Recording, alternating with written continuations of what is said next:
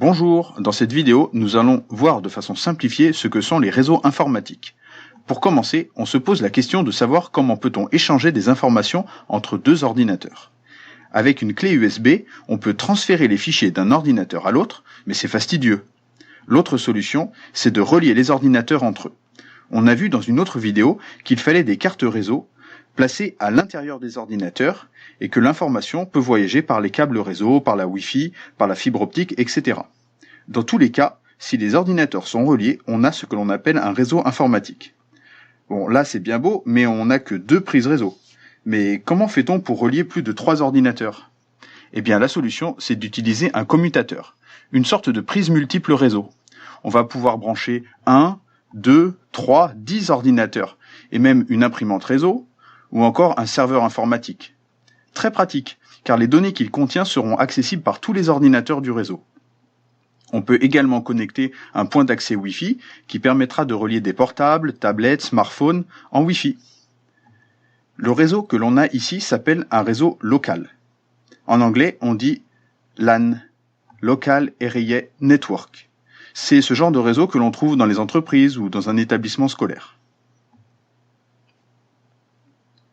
Dans le cas où on a un deuxième réseau local assez proche que l'on souhaite connecter au premier. Comme il s'agit de 2 réseaux différents, il faut passer par des appareils appelés routeurs, qui vont permettre d'interconnecter les réseaux entre eux. Ici, on a ce que l'on appelle un réseau urbain. On dit Metropolitan Area Network en anglais. À la maison, on possède également un réseau informatique. Sauf qu'au niveau du matériel, le routeur, le commutateur et le point d'accès Wi-Fi sont réunis dans un seul appareil, que l'on appelle la fameuse box, qui veut dire en anglais boîte. Et dedans, il y a un routeur, un commutateur et un point d'accès Wi-Fi.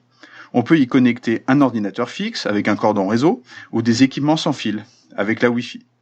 On a ici ce que l'on appelle un réseau domestique, mais ça reste un réseau local, comme celui du genre de celui qui était à gauche.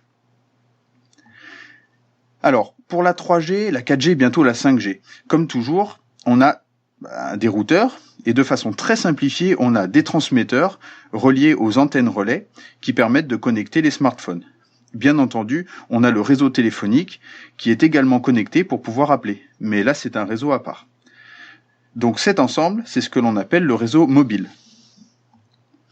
Et alors Internet dans tout ça, qu'est-ce que c'est ? Eh bien, les réseaux comme ceux-là, il en existe des millions sur Terre. Il n'y a qu'à ajouter celui du voisin, par exemple, auquel il faut ajouter les réseaux des très nombreux sites web, comme par exemple Wikipédia, Google, etc. Et pour relier tous ces réseaux entre eux, il y a répartis sur la planète de très nombreux routeurs. Vous vous souvenez, les mêmes que ceux que l'on trouve dans chaque réseau local. Et tous ces routeurs et ces réseaux sont interconnectés entre eux. Et là, on a ce que l'on appelle le réseau étendu, The Wide Area Network, la toile mondiale. Vous l'aurez compris, c'est ça Internet, le réseau des réseaux, qui nous permet d'échanger des informations, des messages, des pages web d'un bout à l'autre de la planète, et tout ça en quelques secondes. Voilà, maintenant vous en savez un peu plus sur les réseaux.